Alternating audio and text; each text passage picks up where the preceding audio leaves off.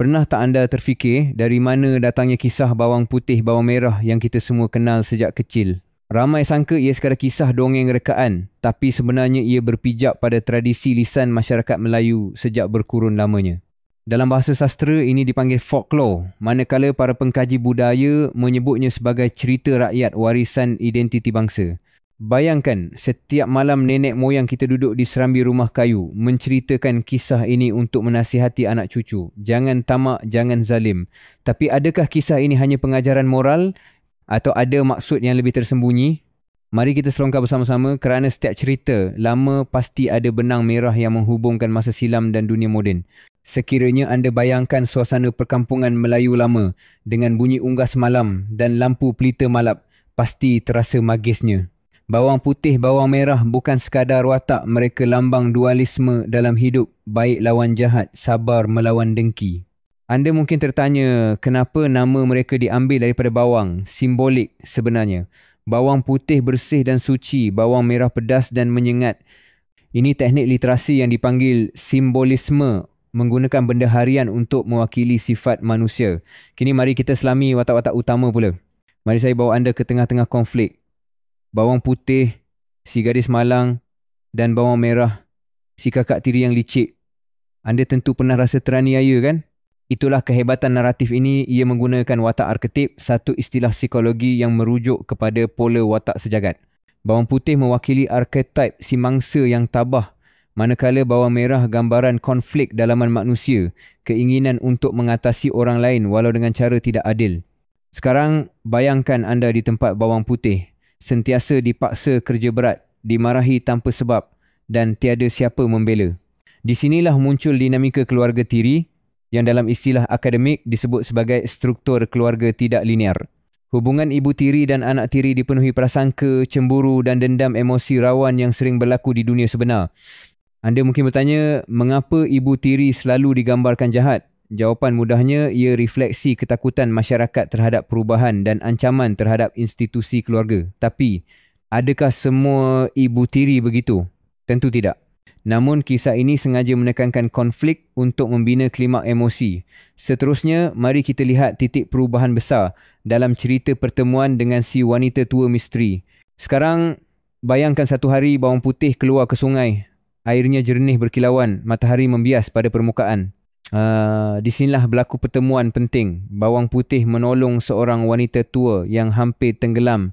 Ini bukan sekadar peristiwa, kebetulan ahli sastra menyebutnya pertemuan arketip, titik perubahan dalam plot yang menguji prinsip utama watak utama. Anda mungkin berfikir kenapa watak tua sering bawa magis. Sebenarnya dalam banyak cerita rakyat, watak tua adalah simbol mentor atau pemberi hikmah, membawa elemen deus ex machina, penyelesaian luar jangka dari kuasa ghaib. Ganjaran yang diterima bawang putih seekor ikan ajaib adalah metafora rezeki yang datang dari keikhlasan hati. Ikan ini bukan sahaja membawa makanan, malah emas dan permata, mencerminkan konsep anugerah tak terduga dalam kehidupan.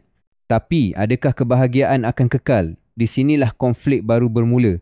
Kerana manusia atau dalam kisah ini, bawang merah selalu ada sifat tamak yang mengancam keseimbangan. Mari saya ceritakan seterusnya. Bagaimana iri hati mengubah segalanya. Setelah kekayaan bawang putih terbongkar, bawang merah mula dirasuk cemburu.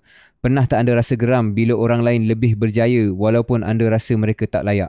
Inilah dinamika emosi yang pakar psikologi panggil sebagai envy, kompleks perasaan tidak puas hati yang melahirkan tindakan sabotaj.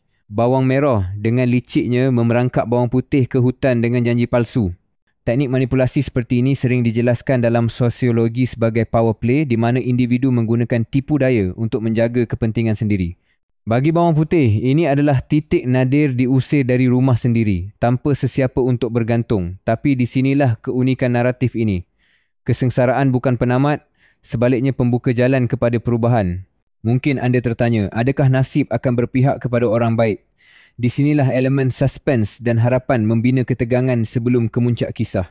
Mari kita saksikan babak penentuan di mana keadilan akhirnya berpihak kepada yang benar. Akhirnya, bawang putih bertemu seorang raja yang tidak hanya melihat kecantikan luaran tetapi juga ketulusan hati. Ini dipanggil climax dalam struktur naratif saat segala konflik menemui penyelesaian.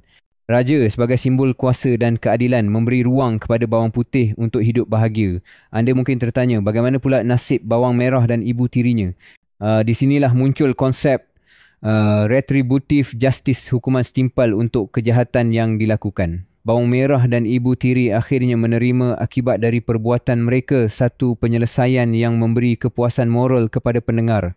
Namun moral utama kisah ini lebih dari sekadar kemenangan si baik. Ia menanam benih pengajaran, kesabaran, keikhlasan dan keberanian untuk menentang kezaliman, walau bagaimana payah pun hidup. Bukankah elemen inilah yang menjadikan kisah lama sentiasa relevan? Jadi setiap kali anda mendengar atau menonton adaptasi Bawang Putih Bawang Merah, ingatlah bahawa di sebalik hiburan ada nilai-nilai abadi yang patut kita warisi. Terima kasih kerana bersama saya menyelami kisah tradisi ini. Moga ia menjadi inspirasi untuk kita semua.